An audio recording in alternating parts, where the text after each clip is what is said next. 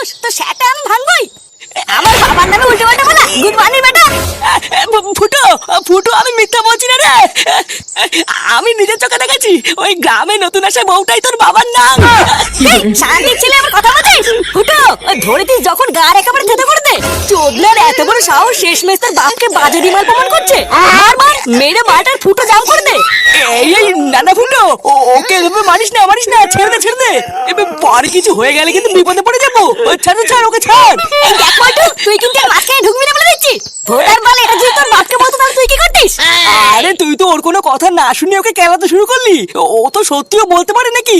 পল্টু চুদির ভাই, তুই ওর হয়ে কথা বলছিস? গুরু গুরু আমি মা কালী বলছি, আমি এক ফোঁটা মিথ্যে বলছি না। আমার কথা যদি তোর বিশ্বাস না হয় তাহলে আজ রাতে একবার তুই ওই বাড়িতে গিয়ে দেখ না। তোর বাবা কালকে এটাও বলেছে রোজ রাতে গিয়ে একবার করে দেখা করে আসবে।